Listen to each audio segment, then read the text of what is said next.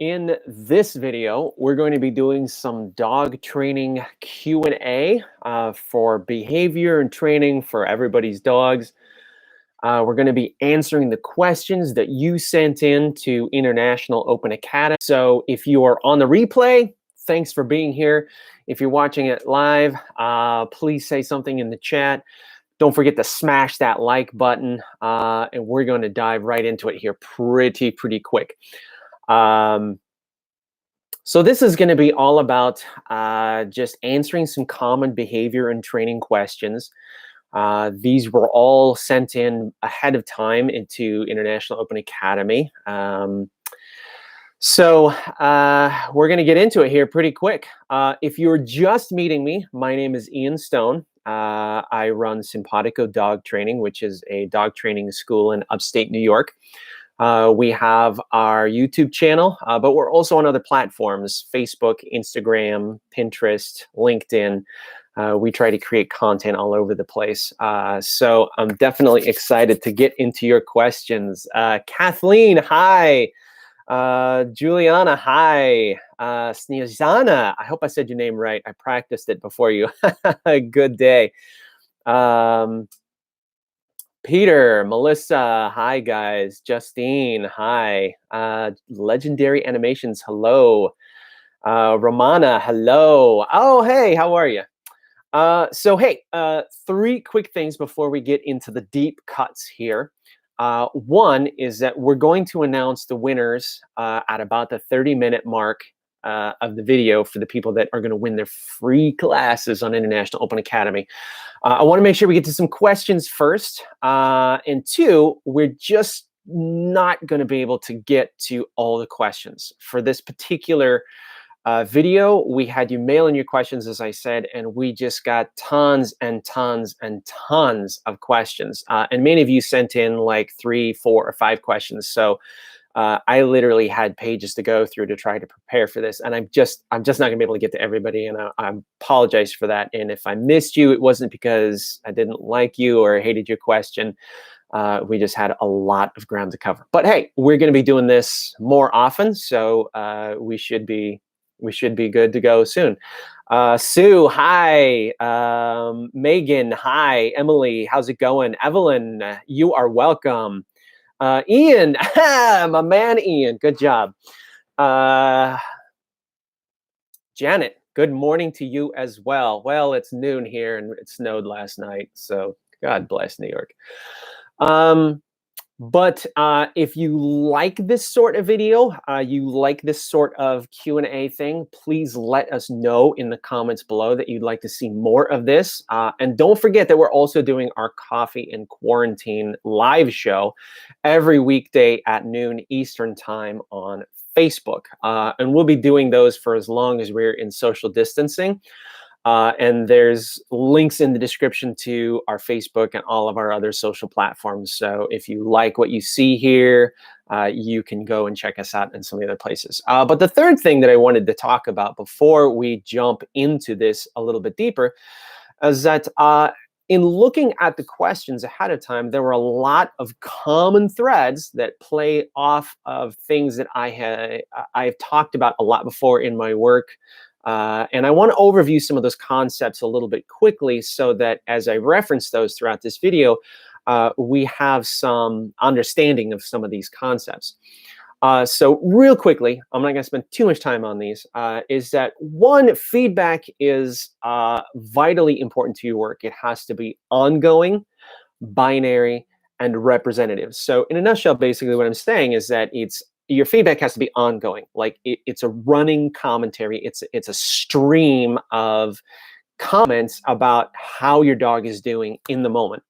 You need it to be binary. Most people are really good about telling their dogs what they don't like, but not everybody is so great at saying how they're doing. Bree George, Zach says hi. Hey guys, thank you for joining me. I'm really psyched. Thank you. It's really cool to be vibing with you guys. Awesome. So it has to be binary. You want to communicate both sides of that coin. If it's not looking right, you're like, okay, try again. But we have to be better about cutting the other way. We have to be better about telling them what we like when they do it. And then it has to be representative. So dogs live absolutely in the moment. So your feedback has to be analog to how they're doing. If they were being bad 2 seconds ago and they're being good now, like, you have to say so. And I think that's a skill that is just it needs work. It needs work, and that's just how humans are wired. We complain about the stuff that we don't like. We take a lot of the good stuff for granted. So Rob from Iowa, how's it going, Rob? Barb, how you doing? Samantha, good to see you, man. I'm so psyched that there are so many people here. This is fantastic, you guys.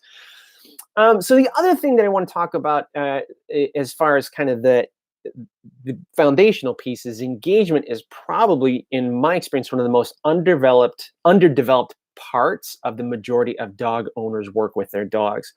I do that. I try to cultivate my engagement through games and exercises where I capture their willing engagement, and I'm looking for eye contact and for them to reorient their body to me. And when we capture that, we trigger an interactive reward event. And I've also mentioned before that reward events aren't just about the things that we give dogs. It should be an interactive experience between me and the dog. And that, that varies in length. It varies in intensity. I want it to be something that the dog looks forward to rather than just thinking about the thing I give the dog. There's more modular parts to it: our movement, our praise, our petting, toys, life rewards. There's all sorts of things that can be stacked on and layered on in a reward event. If we capture that eye contact and that re-engagement with us, and that triggers a reward event, that's the on switch. That's the dog going, "Bip, I made that happen." That is amazing. So those are important. And then it's just consistent application over time. And I'm going to mention this a lot. There's a lot of these problems, and folks, they look on the internet, they look for trainers like me, or some of my colleagues, and they get good advice, but then it's just like, well, I tried it and it didn't work. What should I do? And it's just like, do it more. It's not one and done. You're melting an iceberg with Dixie cups. So you just got to start pouring. So I hope that there's going to be a lot of valuable information from this longer form kind of video. And then we'll hopefully continue along and keep building our tribe and our community. So let's get to it, guys. And I'm so psyched that you guys are talking in the comments here in the chat bar on the side. That's fantastic.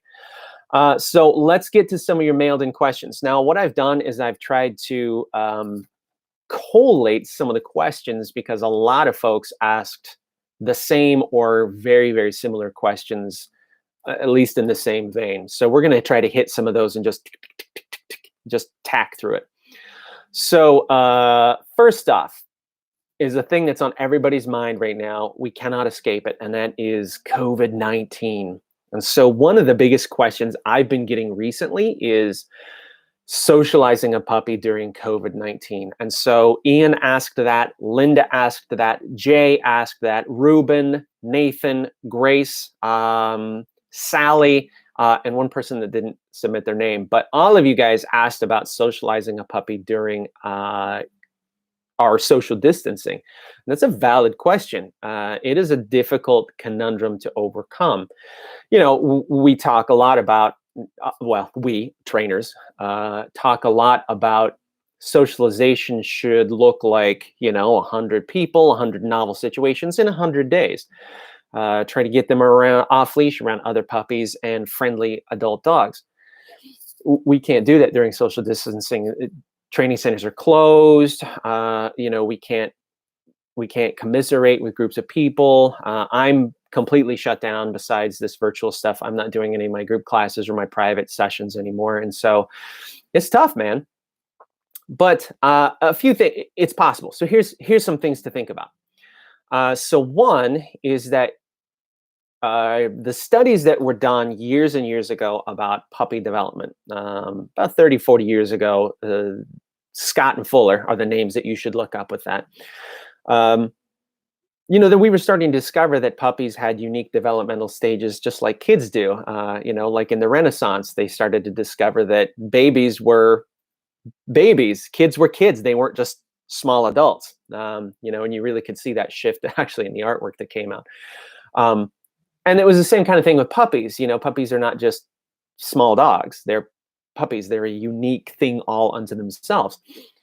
What we discovered during those times when we're really kind of pulling this together is that even minimal exposure to novel situations is hands down better than isolation. Like even just minimal completely is on a totally different planet than isolation. So in some of those studies, they would have dogs that would only see like a man from the chest up from a door, and they were way more confident and resilient than puppies that had never seen a person or interacted with a person.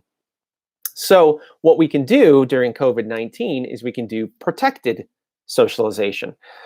Normally, we recommend direct socialization and direct contact as long as the puppy's willing. But right now, we work on protected socialization where we do these things at distance, and we appeal to the things that they see, we appeal to the things that they can hear, and we appeal to heavily the things that they can smell, because dogs use their nose almost more than any of their other senses to really make some kind of sense of the world.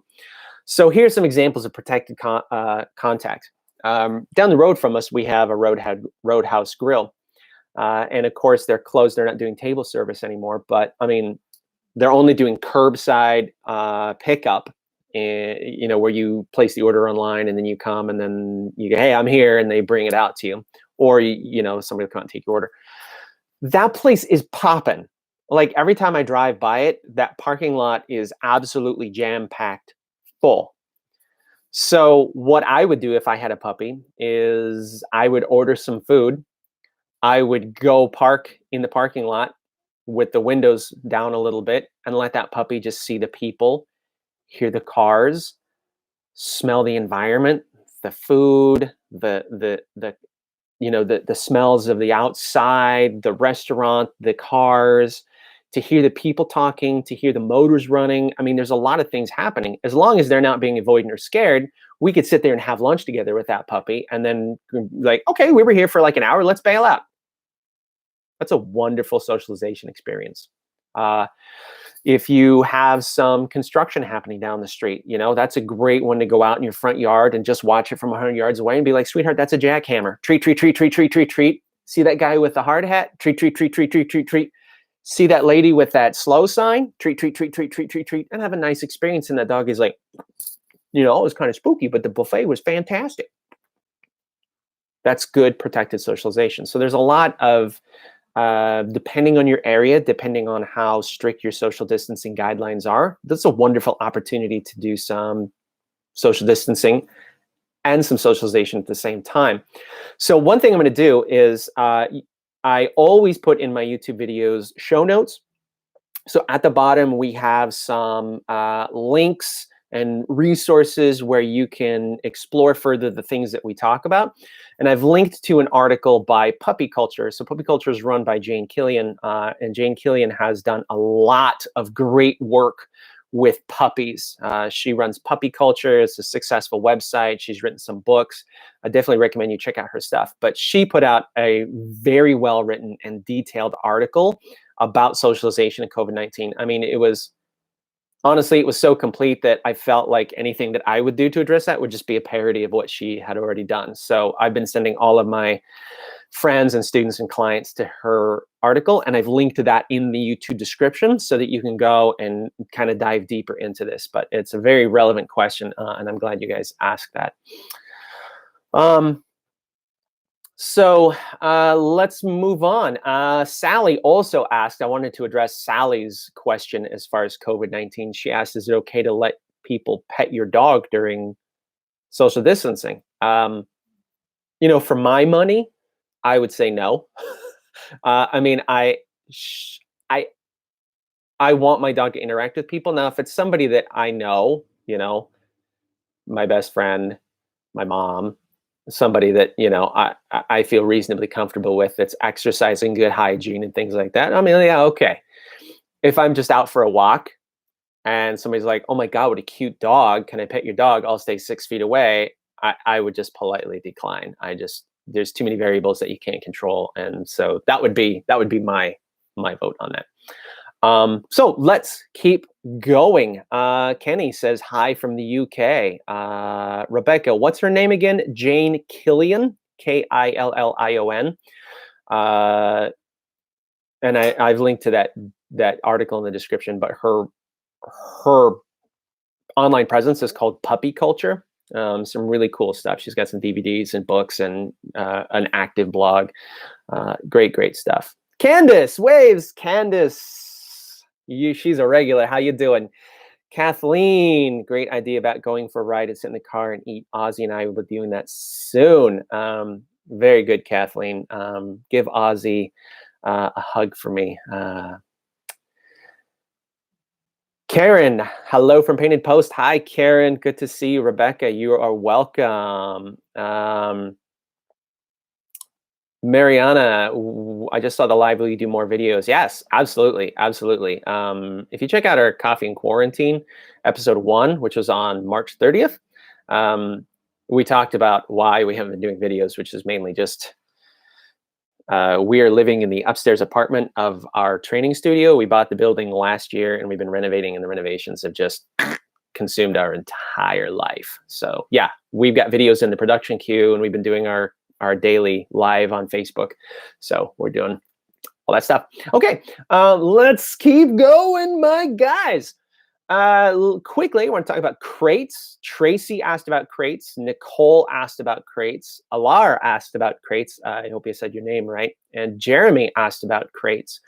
So real quickly, crate training, if you see any kind of reluctance to go in, if you are seeing some kind of distress while your dog is in the crate, you have to really sell your dog's crate, as a safe and protected place to be.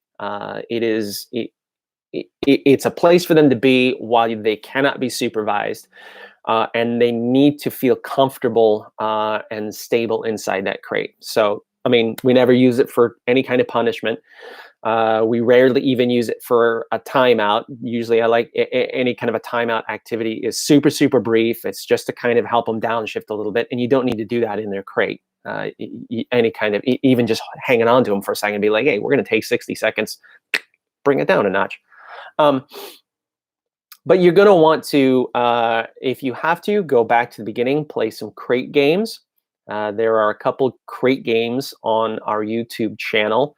Down below in the description, I've listed both of those games. I really love things that are fun and highly dynamic, where there's a lot of movement, and we really don't worry too much about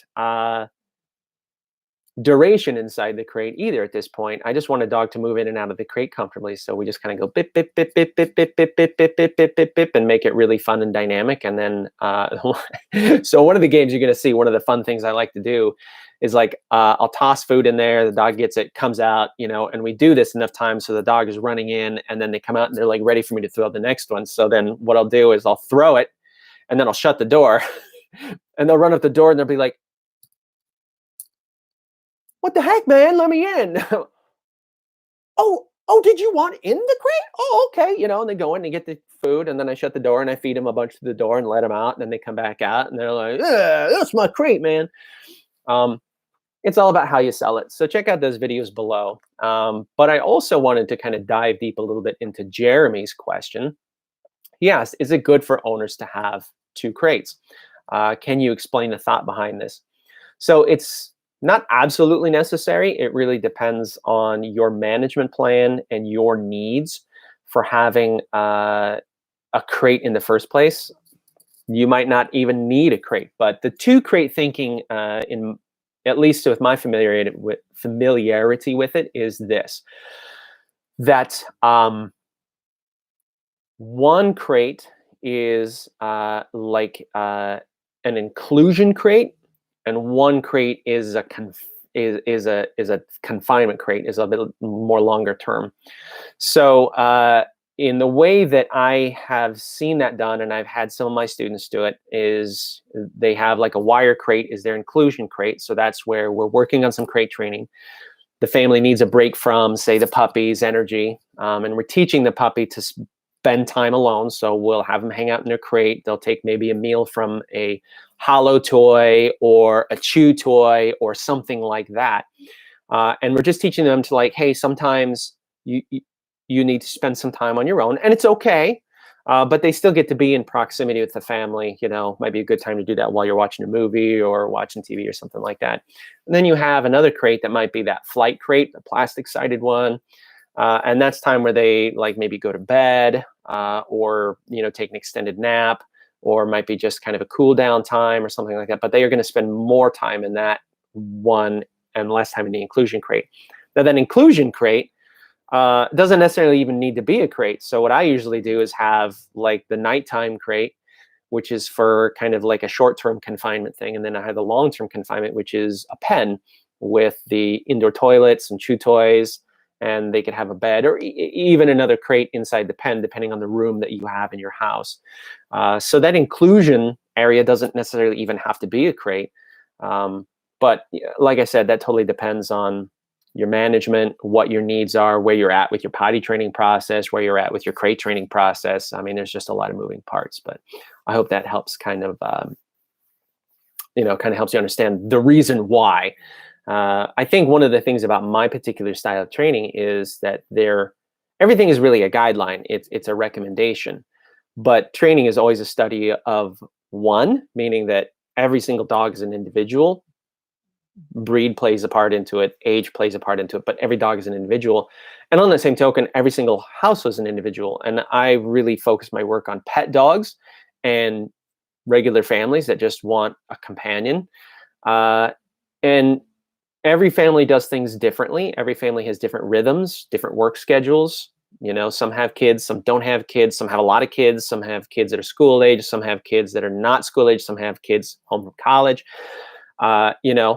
Some have roommates, some have extended family living with them. I mean, every situation is different. And so it's really about, part of what I do is help them customize those management pieces to fit what they need. Like I said, not every family even needs a crate. I think being crate trained is a useful skill for a dog to have, but it's not necessarily an absolute necessity. Again, it just depends on your situation. Okay, let's keep moving. Barking is something that a lot of you guys asked about. A lot of you guys asked about barking. D. Granger, Susie, Levin, Jay, Marie Noel, Melissa, Teresa, all of you guys asked about excessive barking, and each of you had a different kind of barking. D, you had barking at the window. Susie, you had some environmental barking. Levin, you were barking at people on the street. Jay, you wanted your dog to only bark for emergencies. Many of you guys had dogs that barked out the window at passersby, and many of you dogs had dogs that barked during walks. And then Teresa, your dog only barks at your husband. So one thread that I want you to note about this is that dogs bark for different reasons. Like, barking is not just a blanket kind of experience for a dog. And so there's like recreational barking, where the dog is just bored or is looking for stimulation, and so they're barking to kind of self-soothe. There's excitement barking, where they're just like, oh my God, oh my God, oh my God, something's happening, something's happening. There's demand barking, where the dog is trying to communicate that they want something, more or less obnoxiously. There's alarm barking, where they're trying to communicate to you that, hey, something's up and I don't understand this, or is this something that you should be aware of? And then, of course, breed plays into this a little bit too. Some breeds are more or less vocal than others. I mean, I always make the joke that, Huskies and German Shepherds just live their entire lives through their mouths, for crying out loud. I mean, it's like, I mean, they're talking about everything. And Corgis always have a lot of sass, you're like, hey, sweetheart, come here and sit. Now, like, blah, blah, blah, blah, blah, blah, even if they do it. And that just cracks me up. But, don't fall into the trap of making breed excuses. Every dog can and probably will bark, and every owner can and will and should address it. So, here's a master key for you guys. This is something that I think is an important skill or an important thing for everybody to remember while they're working with their dog. Anytime you have a behavior that is annoying to you, barking, puppy biting, pulling on leash, chewing things up, digging up the yard, jumping on people, that's the short list of some of the most annoying things that people run into. One of the most important pieces to understand is that in the proper progression, as you're dealing with this, is that you will see the intensity of that behavior diminish before you see the frequency of that behavior diminish. Let me say that again. Intensity will diminish before frequency will. So that means that they're going to do that behavior as often as they always have for a long time, but you're going to see that intensity diminish as you work on it. So barking will become less prolonged, the volume will decrease. Jumping will become less about that kangaroo punch in the chest and then sliding off your thighs and then bunny hopping in front of you. Digging in the yard will become less frequent. The holes will get smaller. They'll be kind of less invested in it. And so that's an important thing, I think, for people to keep in their mind, because I think people get frustrated, like, oh, they're still jumping, they're still barking, they're still digging, they're still chewing on things. And it's like, I know, but it's the intensity decreasing. Because if you can say that the intensity is decreasing, you're moving in the right direction. Okay, so remember that. Barking is exactly the same. So I would also say with barking, you have to pick your battles. It's just unreasonable to say that the dog should never bark or never will bark. I mean, dogs, that's what they do, right? I mean, ask a 3-year-old, what sound does a dog make? And they're like, woof. I mean, why do dogs bark? Because they're dogs. So, you got to drill down on the why and fix it. If you have recreational barking, you need greater mental and emotional satisfaction and physical stimulation. There's got to be more training opportunities. There's got to be more canine enrichment. There's got to be more things for them to do, more ways that they can occupy their time if they're bored. Environmental management will reduce some of that recreational excitement barking. If you have a dog that barks out the window, manage your environment. Maybe they shouldn't have access to the window. Maybe you should close the drapes.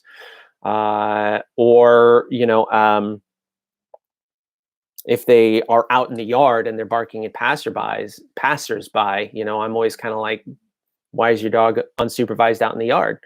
Your yard is not a suitable babysitter. If they're out there barking at people, they're not doing the things that you think they should be doing, which you think they should be having fun out there. Well, that probably is fun to them. So, you have to reconceptualize a lot of your management and your daily things for some of that stuff. You might look at your crate training and maybe they need to spend certain parts of the day self-satisfying in a crate with a chew toy or a work to eat project. Your excitement and alarm barking can be reduced with classical conditioning or socialization or some of that engagement work. And procedures preemptively fill spaces that are usually filled with barking. If your dog barks during certain transitions or certain things that are happening during the day, maybe you need to rethink the procedure so that there's not the opportunity to bark, or they have something else to focus on, sitting, staying, waiting, coming, playing tug, fetching, something else that there's to do instead of, what they're doing. So like, for example, if your dog alarm barks at people that come in the house, have something else for them to do, have a routine like, hey man, when people come over, we're going to do A, B, and C, and then we're going to practice A, B, and C until you're good. And then we're going to do that when people come over. And then demand barking, is if a dog is demanding attention from you or wants something from you, that's a training thing. Don't let it work for that dog. That's not how they hit the on button. If they want something from you, show them how to get it. Like, hey, don't bark at me. Just sit and look cute. Do you want to go outside? Okay, ring the bells. Are you hungry? Okay, well, sweetheart, it's not dinner time, but you can have a chew toy and here's a snack. There's just alternatives, but don't let the barking get what they want, because if they bark at you and you wait and then you're like, oh my God, okay, I'll let you out, or oh my God, okay, I'll play with you, then they're like, okay, I have to bark X amount of minutes to get you to do what I want. So you have to be very cognizant of those kinds of things as you work. Now on the back end of that too, you can also teach a shush command. I like to do some of the other environmental stuff, arranging some antecedents and kind of keeping the environment from allowing that barking to continue or satisfying their needs that causes that barking. That's my main approach, but you can also have a shush command in your back pocket too. Shush commands are a little bit more difficult to teach, but essentially, I know it sounds crazy, but any trainer worth their salt will tell you that if you have an annoying behavior, put the annoying behavior on cue, and then you can teach the opposite. So for our dogs that jump, well, we have them jump up, and then it's super easy to teach them to get off. If you have a dog that barks excessively, teach them to speak. Then you have the barking on cue. They're less likely to bark when it's not been cued. And then when they are barking on cue, you can easily teach them to shush. It's a two-piece process. Get them to speak, then they're speaking, and then we teach them to shush. And then if you do that well enough and you develop it well enough, you can have the shush in your back pocket to use if the other things aren't working, like I did with that Ian Stone said. I'm using my crate, I'm doing my environmental work, I'm keeping him away from the outside, I'm supervising him, we did some training stuff, and then he barked. And then that's one of those times, if you've reduced the intensity and you've gotten the intensity down to a level, and then you go, hey, shh, then it's more likely to work. If they're totally amped up and jazzed up, and you're probably not going to get the shush. But reduce the intensity, then you can pull out your shush as that works. But with everything, and I know I'm going on and on about barking here, but with everything, I want you guys to understand that whenever we talk about any kind of training, obedience, or solving annoying behaviors or reactivity or fear or anything like that, like the secret is to design opportunities for reward, for reinforcement. All organisms seek reward and reinforcement. So you have to create opportunities for that. Doing the right thing for you should be viewed as an opportunity for reinforcement. So once again, I talked about our feedback at the beginning. It's ongoing, binary, and representative. So if your dog is barking, shushing should be an opportunity for reinforcement, not for you to be like, yeah, darn right, you shut your mouth. It's got to be like, hey, sweetheart, shh. And when they shush, move into reward. Like, wonderful, that's so great, I'm so proud of you. That's just, oh my God, I love a quiet dogs get their bellies rubbed. Oh yes, they do. Quiet dogs get their bellies rubbed. Like, don't take the good for granted. Don't take the good for granted. Don't just complain about what you don't like and then take the good for granted. So make sure that you're always, everything should be an opportunity for reinforcement. So lots to go into about barking. I have a ton of free PDFs on my website. I've linked to my downloads page in the YouTube comments. Totally free. You guys can go. You can steal everything you want from there. And I'm always developing more. But there's stuff about barking and pulling on walks and leash biting and jumping and eating poop. And, there's tons of stuff there for a lot of these common questions. So if you want to deep dive some more into this barking, I know we just kind of gave you a superficial rundown of it, but, head to that downloads page. The link is in the YouTube description. And then if you do get it and it's helpful for you, let me know in the comments. I love to get feedback on these kinds of things. So let me know how it's going for you in those comments. Let's take a quick little break here. And what we're going to do is we're going to announce the winners of the International Open Academy deal here. So I'm excited to do this. Let's get over here. All right. So International Open Academy, if you guys don't know, are the folks that I've been working with to publish my 2 online courses. So we have 2 online courses. We have our Dog Training Essentials course, which is about 4 hours of content. It covers all your basic obedience. It goes over engagement and feedback and reward events and all that kind of good stuff. Sit down, stay calm, take it, drop it, leave it, loose leash walking, tug, jumping, puppies, I mean, the whole 9 yards. And then we also have a specifically focused loose leash walking course. It's about 3 hours of content. And it doesn't do any basic obedience stuff, but it's just a laser focus on loose leash walking. So you learn some leash handling skills, how to start that progression from the very basics in a test lab to moving that slowly outside, getting your dog to just, walk politely with you and heel with you and stay engaged and to enjoy the process. Good walking is a team sport. It's not something it's something you do with your dog, not to your dog. So, International Open Academy has tons of courses on their website. You'll find everything from American Sign Language to learning about sustainability to teaching English to cooking and massage and special needs. And everything in between. They've got just tons and tons of courses. So I'm going to announce the 3 winners.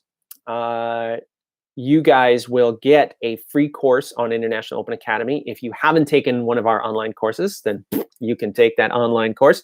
If you've already taken our courses, then you can take any one of the other tons and tons of great courses that International Open Academy offers. All 100% online. You can learn at your own time. I've gotten great feedback from my students, so it's cool stuff. So here we go. Here are the winners. You guys ready? All right, here are the winners. All right. First winner, Lauren Buchanan. Congratulations, Lauren. International Open Academy will email you probably tomorrow, which is Friday, April 17th, and get you hooked up with your free course. Winner number 2 is Gil. No last name, but I'm assuming it's Gil Clark because the email is gclark74. So congratulations, Gil. And then our 3rd winner is Ruben Rodriguez. Ruben, you are our 3rd winner, and you will be contacted on tomorrow, probably tomorrow, by International Open Academy. They'll reach out to Lauren and Gil and Ruben and get you guys set up. So congratulations, guys. Super. Thank you so much for sending in those questions and for, easy. It's a lot of enthusiasm, So Lauren, Gil, and Ruben, make sure that you look for that email from International Open Academy. Let me know what classes you take, whether it's one of mine or another one. I'd love to hear how your experience goes. Hit me up in the comments. Message me on one of our Facebook Lives or something like that. And don't forget to smash that like button down there so we know that you're alive and kicking. Great stuff, guys. Great stuff. Thank you for that. Okay, let's hit some more questions.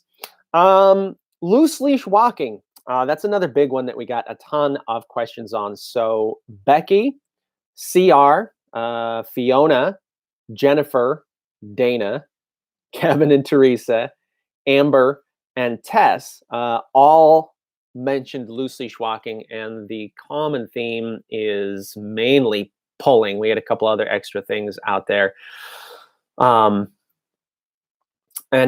mainly pulling. So walking is kind of one of those things. So here's my soapbox. I'm on the soapbox about walking. My thing with walking is that so if you guys, any of you guys that have been around the Simpawtico block a few times have heard this speech, like you're like, oh God, here he goes again. But if you're new here, here we go. Here's the rundown on loose leash walking. So think about when you learned to drive. Where did that happen? You started in an empty parking lot with no distractions, a neutral environment where you could make mistakes without fear. You could make the mistakes, you could correct your mistakes, you could learn how to do it right without hurting yourself or anybody else. And then after you did that for a while, you got comfortable with all the moving parts, then you pulled into traffic, right? And then when you got more comfortable in traffic, maybe you went into downtown traffic. And then when you did downtown traffic and maybe you'd driven to work a few times and you're like, okay, I'm feeling good about this. Then remember the coup de grace? Merging onto the freeway. Oh my God, remember the white knuckle? What's the point of that? Well, you see how that practice started in a neutral environment and then it was segmented into small blocks as you transition into harder and harder kinds, more difficult kinds of driving. And now most of us, we merge onto the freeway and we didn't even think about it. I mean, I remember when I lived in Phoenix, I had like a 40-minute commute and some days I would get home and I'd be like, I don't know how I got here. I mean, it's just autopilot now. The problem is that when most people teach walking, they hook a leash to their dog, to either a collar or harness, or maybe even a corrective device. The dog hasn't been taught how to interpret the information coming to them from this hardware. They don't know what the expectations are. And then we merge right onto the freeway, right? We go out into that neighborhood with tons of stimulation. There's kids on skateboards and squirrels and delivery trucks and other dogs behind fences. And it's just way too much, right? That would be like if you learned to drive and your very first drive, somebody just booted you onto a 4-lane highway. Like, you would be a wreck, figuratively and probably literally. So what we have to do with walking is, if you have trouble with walking, you have to back it up and start practicing in a neutral environment. Most of the time, that's in your home, down a hallway, around a table, in a garage, maybe even in a backyard if it's relatively secluded and you don't have a lot of like squirrels or, neighbors' dogs on another side of the fence. And then you focus on the skills, motor skills, muscle memory, positive motivation. You build those 3 things, right? And then you give that ongoing binary and representative feedback with good engagement. You see, all these pieces are coming together. If you don't have the engagement, then your dog doesn't care about working with you and your walking is going to be much more difficult. If your feedback is not efficient, if it's not timely, if it's not analog, if it's not binary, if it's not ongoing, your work will be much, much, much more harder. But you build those skills, and then just like with driving, you segment the practice into progressively more and more stimulating environments. So we go from the house, it looks great, the dog is healing, and we don't just go straight to the walk around the house or walk around the neighborhood. You go house, like out through a door, maybe, or walk around the house with the door open if the weather's nice. You go onto the back patio. You go driveway, on the driveway. You go driveway, sidewalk, driveway, sidewalk, driveway, sidewalk, driveway, sidewalk. Then you go sidewalk just in front of your house. And maybe at that point you can go around the block and see how it goes. But it has to be a progression. It has to be a progression. I mean, ethically, you have to teach the dog what the expectation is.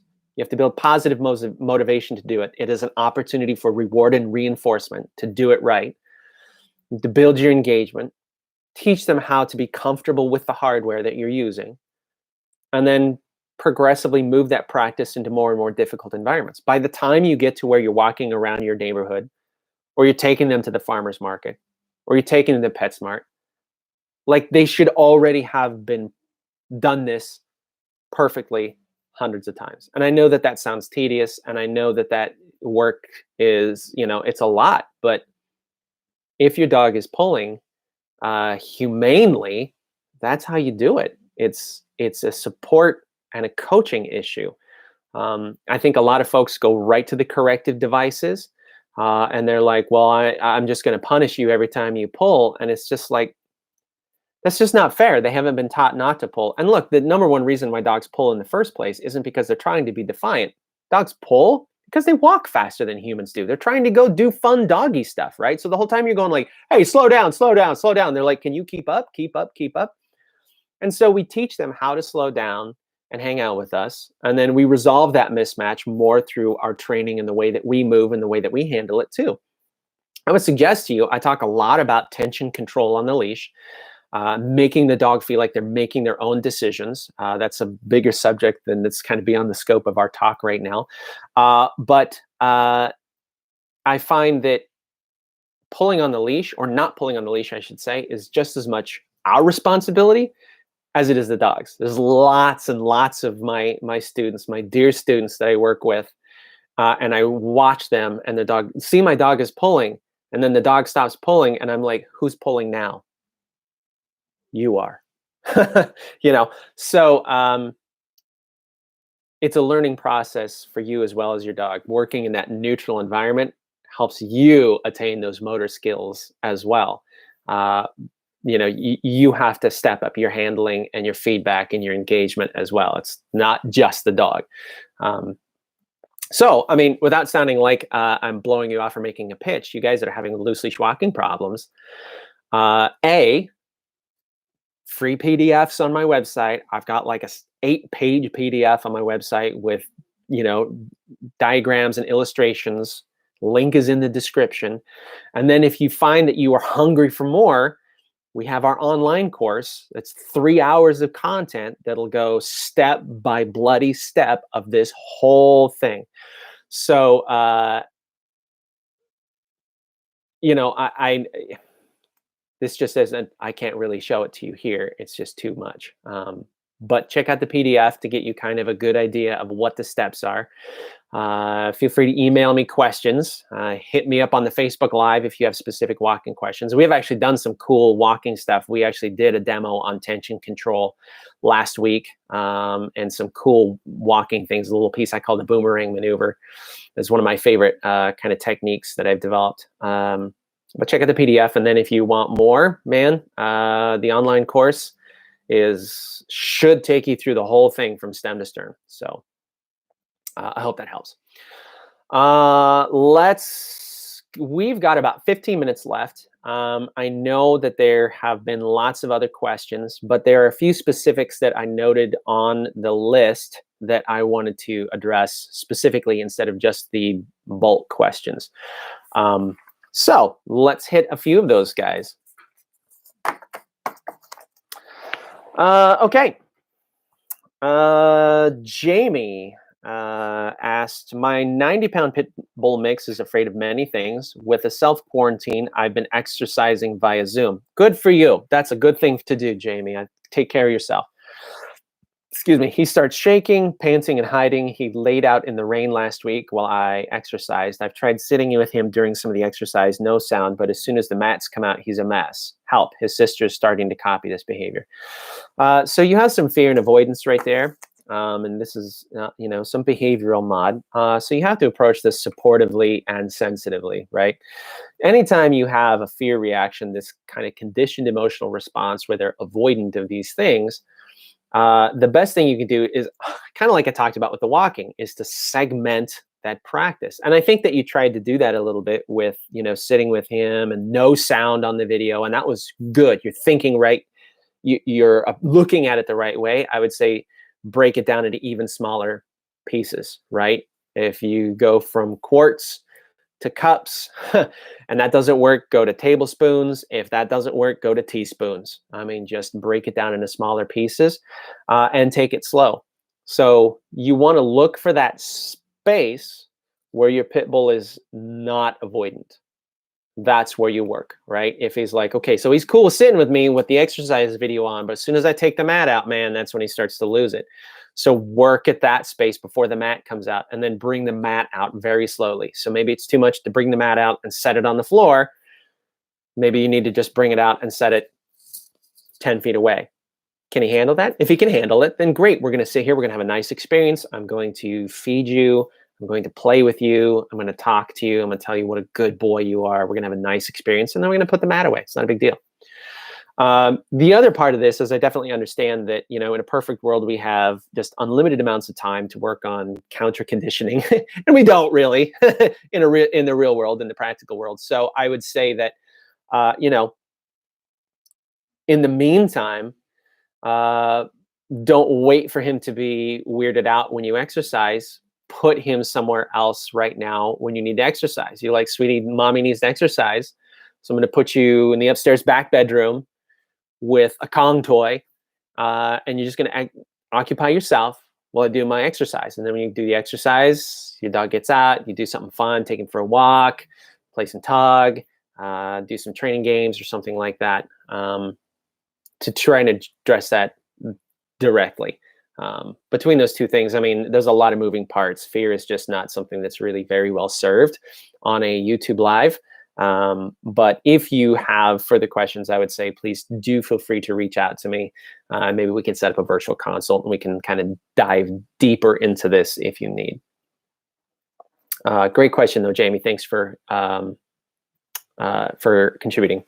Mary Kowalski asked, what kinds of treats do you recommend? So we recommend, the short answer is anything that the dog likes and that you can handle well.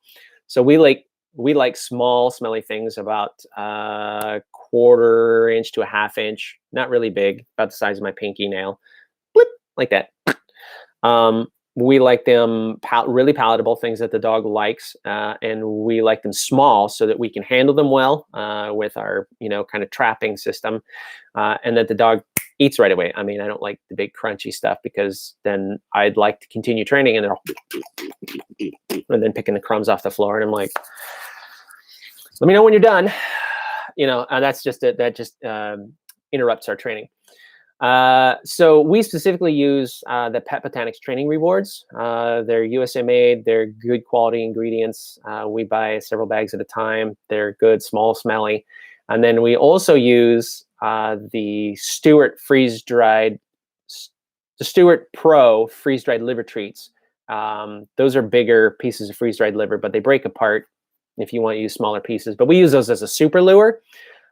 We use those for jackpots because, I mean, they're kind of the Ferrari of dog training of treats.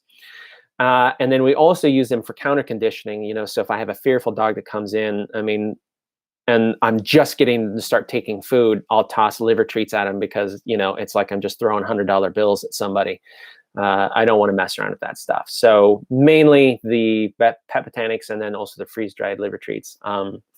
And I have linked to those in the description below on both Amazon and Chewy, depending on what your flavor of supplier is. And you can check those out. But those two are our favorites. Those are really our go-tos for just about everything. RDR says, yes, the idea is to teach the dog that you are the best thing in the whole world and all good things come from you. Yeah, man. It's about creating just like what Dr. Ian Dunbar calls the invisible bungee cord. It's this ineffable kind of unspoken connection between the two of you guys. And I mean, yeah, that's the heart of engagement. That's how you create that buddy. That's just like, hey man, we're going to go do something together. Here's how I want you to do it. And they're like, okay, that's okay, cool. And then praise means something to you. If there's somebody you don't like and they go, hey, good job. You're like, shut up.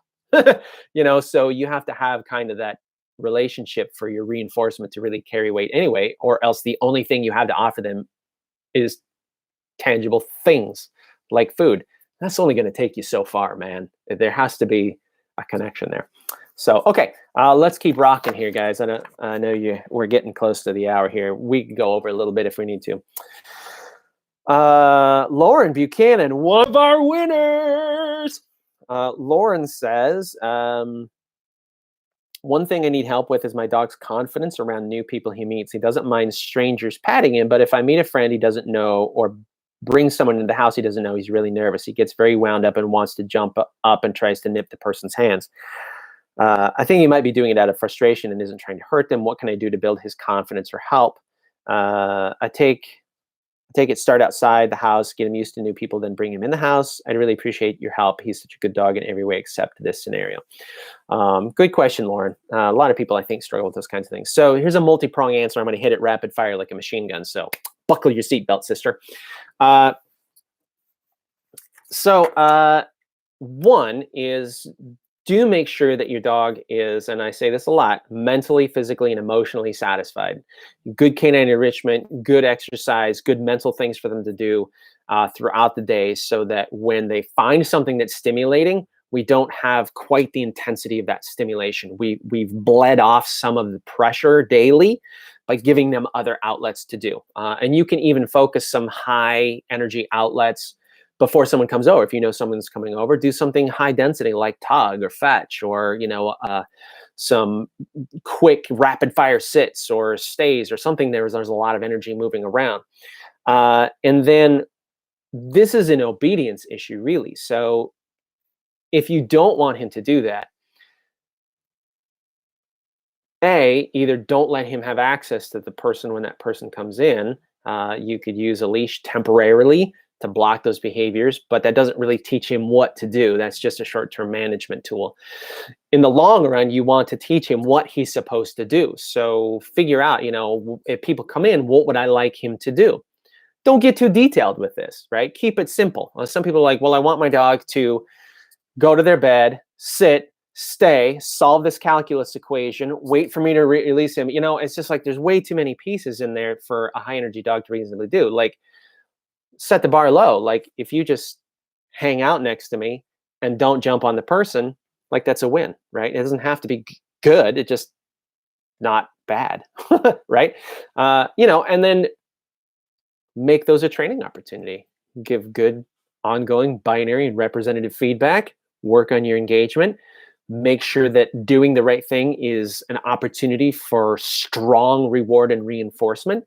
And then practice those things in low stimulation environments. If you're going to have somebody come over, probably not happening as much right now, but if somebody does come over, you know, instruct them. Just keep your hands in your pockets. Just wait. I will do the work. Don't interact with my puppy, because if you interact with my puppy, you're just going to stimulate them further.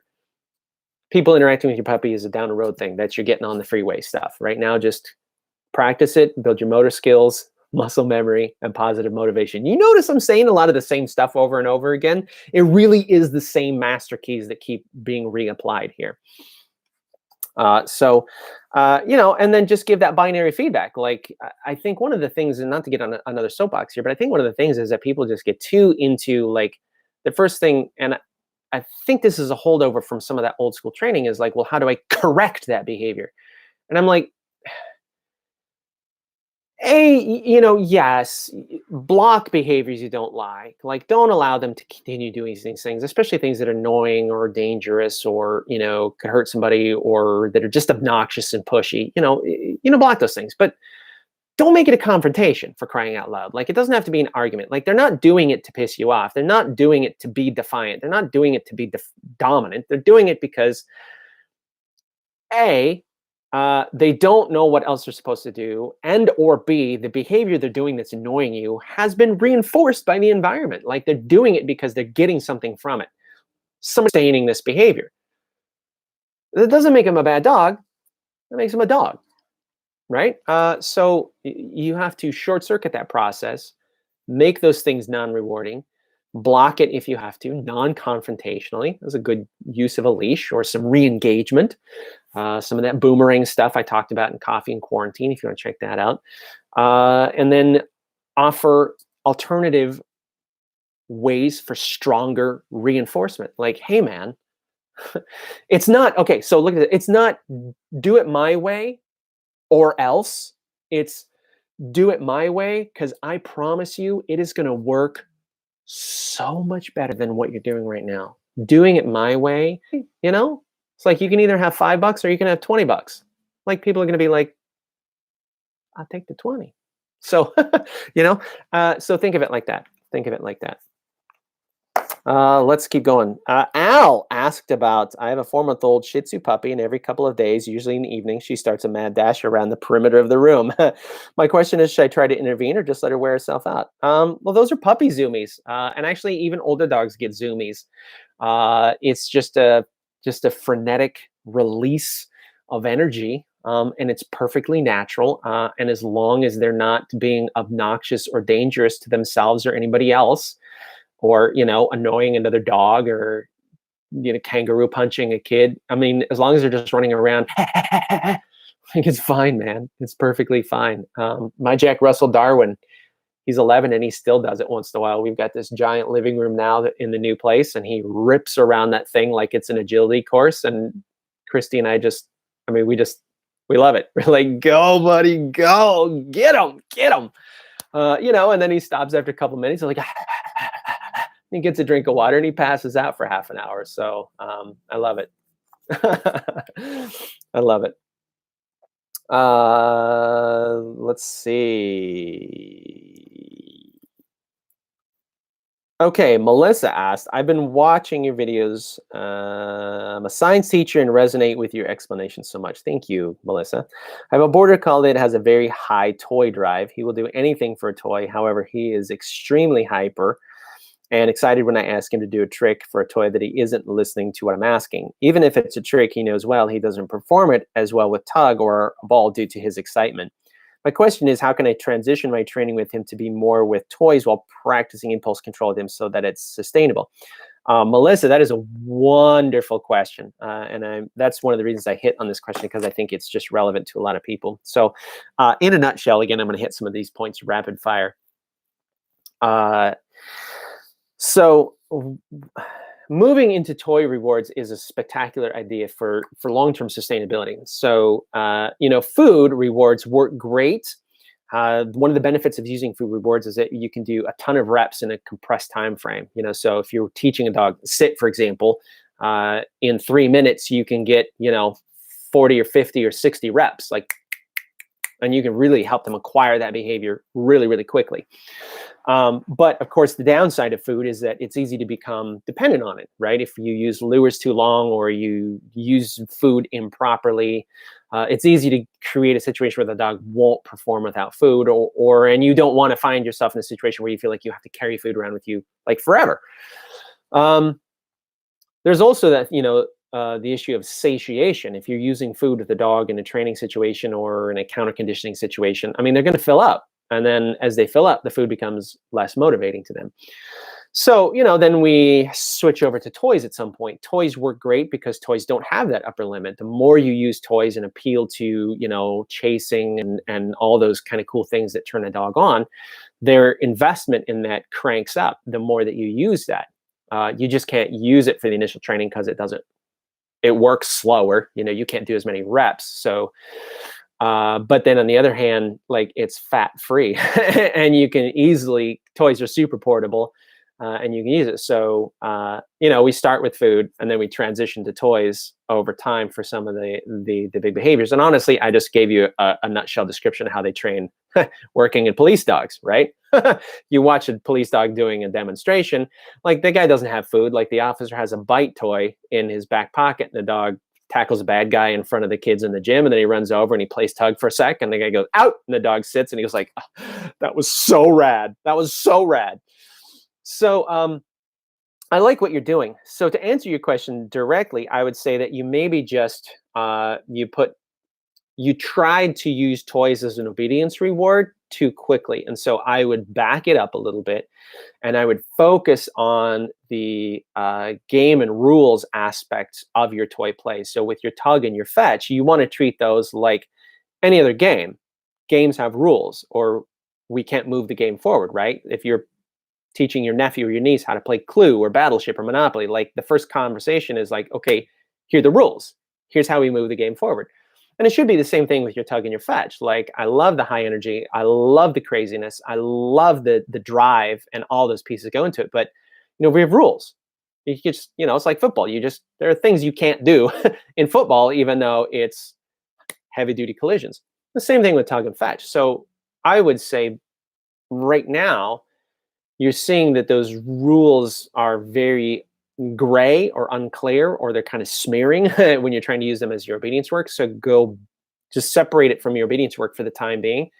Work on your toy training, your tug and your fetch, and just really hyper develop those rules. And then you'll see that impulse control develop as they do it. So with tug, it's take the tug with energy, drop it when I ask you to, bring it back to me if I let you have it, and don't get my hands. Easy peasy. Other than that, knock yourself out. And very similar rules with fetch, so we just develop those rules. We show them what's right. We keep building their investment and their excitement with it and their drive to do that thing. But we just make sure that the rules are very clear so that they don't impede our obedience work when we want to use that as an obedience reward. So your observations are very correct. It's motivating to your dog as a reward structure. It's just the rules aren't in place. So, he's like, I did the thing. I get the, and it's just listen, sweetheart, I love the enthusiasm, but you got to wait until I tell you can take the toy. That's something that we work out all by itself in the tug session or a fetch session or something like that. So anyway, I hope that was helpful for you. Okay, just a few more questions. I'm going to blaze through these. Just a few more. I'm trying not to pick questions where I just have to talk like a whole craziness. Oh, okay, this one by Doug. I have a female and a male dog. Our male dog is on a special diet because of his systemic lupus. I'm very sorry to hear that, Doug. Our female is constantly eating his poop. What can I do to stop this? Also, the male dog is on prednisone long-term and losing his hair. Is there anything we can do or change for his condition? Male dog is a boxer shepherd, and our female dog is a lab bulldog. Okay, so you've asked two questions there. One is about poop eating, which is the technical term is coprophagia. And then you've asked about the hair loss. So I'm going to work backwards on that. The hair loss, that is a vet question, not a trainer or a behaviorist question. I'm always one to say, like, go to the best sources. You know, if you have a grooming question, ask your groomer. If you have a breed question, ask your breeder. If you have a behavior question, ask someone like me or, you know, another professional in the area. And then, yeah, that's definitely a vet question, the hair loss stuff. I mean, that's medical, physiological, way outside my level of expertise. So I can't really ethically advise you on that anyway. Coprophagia, though, that could be a physiological thing. It could be a behavioral thing. There's, just like barking, there's several reasons why dogs might do poop eating. But if you look at, say, the humane hierarchy, which is kind of the hierarchy that trainers, good trainers, use to approach problems humanely and ethically, like one of the first things on there is managing the environment. So I would say, you know, people say, like, when my dog eats poop, I'd be like, do not leave your dog unsupervised around another pooping dog. So you're going to have to use a leash. You're going to have to pick up the poop instantaneously. You're going to have to do something to prevent the opportunity for doing that. Like, that's the simplest solution I can offer for you. You know, there are other solutions out there. There are things that you can feed the pooper to make the poop less palatable. Those are pretty hit and miss. Sometimes you can feed the eater things to activate the enzymes in their gut. Those are hit and miss too. I would say management, honestly, is probably the easiest and least intrusive thing that you can do. Just either do not let that dog eat the poop, make sure you have it on leash, or you stand there and block it, have an away command, a leave it command, practice those things so they're reliable, and then pick up the poop right away. I mean, it might be a change of your lifestyle, but that's how I would recommend doing it. Good question, though. Thank you for asking that.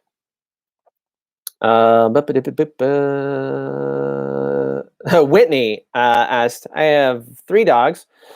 My big question is, how do I get them to listen to me? They sometimes listen to my husband when he says to stop it, sit, come, etc. However, they rarely listen to me. Is there something I can do to get them to listen? Also, what do you suggest to stop them from eating things or chewing things that they shouldn't? So that's a couple of questions there. Mainly, I would say if you want to get your dog to listen to you, then you have to cultivate that engagement piece. I mean, we're going right to one of the first things I said in the video is the engagement piece. That is just critical. So you're going to just don't worry so much about the individual obedience components, you know, whether you're asking your dog to sit or lay down or stay or come, and whether or not they're compliant. Just go back to building and or rebuilding that bond, that engagement. So capture eye contact, make that initiate a reward event. And those reward events, ideally, the way that I teach it, there's movement. The dog moves into you. Whenever a dog moves towards something, that is empowering to that dog, more so than things moving towards them. Then they feel like they have some choice and some agency in it. You know, they're like, A, I made you do that thing. And then B, I'm going to go get my reward. So I very rarely ever hand food to dogs. I make them move to get it. So they move a few feet to get food. I dance backwards and they come to me. They're moving into reward, and they activate that event by doing something for me. In this case, all it is eye contact. They're putzing around the yard. You wait, they look at you and be like, and you go, yes, oh, fantastic. Wow, that was great. You spend a few seconds, treat, pet and rub and scrub their ears. Oh my God, you're mommy's best dog. And then they go, wow, that was neat. And then they toddle off. And then the next time they go, man, that was really cool. And they look at you again. Yes. Oh my gosh. Wow. Fantastic. Oh, you were just mommy's best puppy. That's fantastic.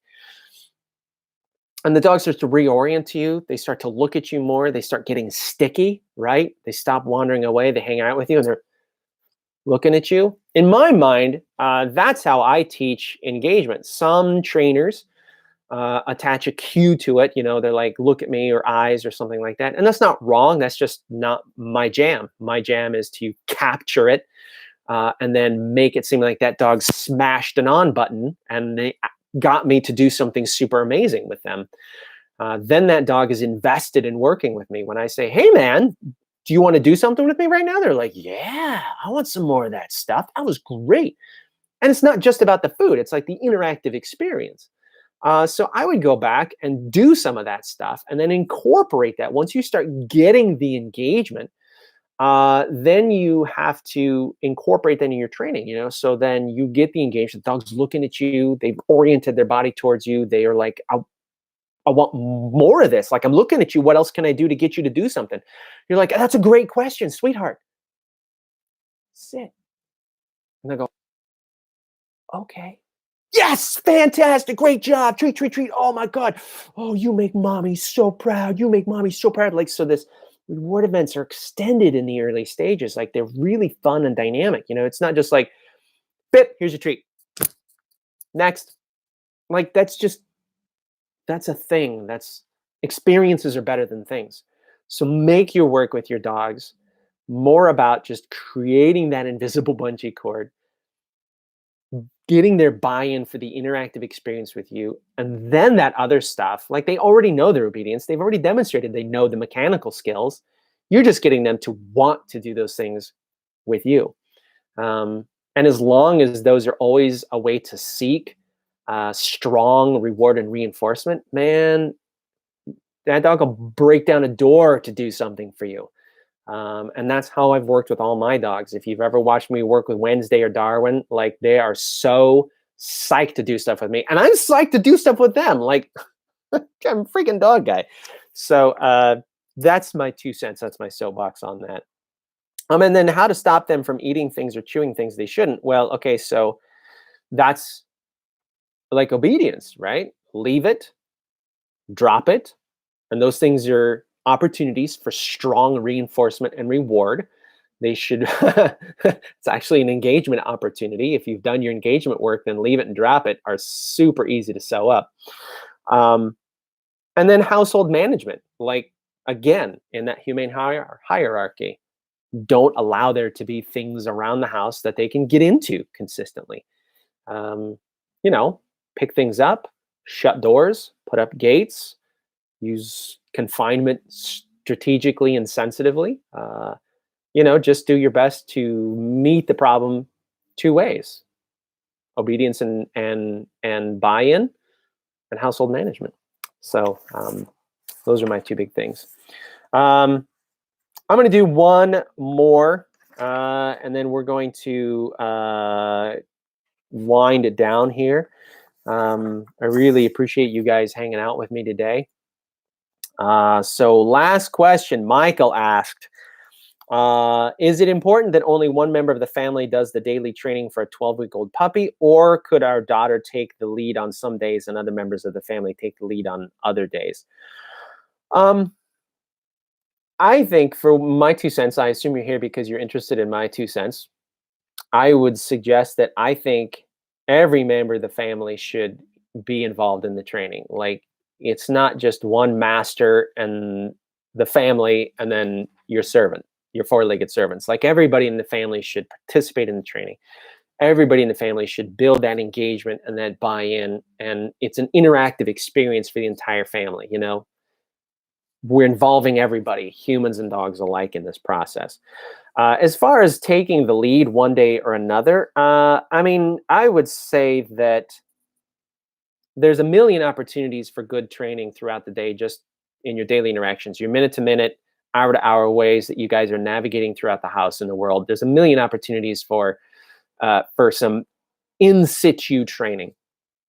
Whether or not somebody takes a lead, I guess it would depend on what your training goals are. You know, like if you want to develop, you know, like, all right, Dad, I'm going to take the lead on developing loose leash walking.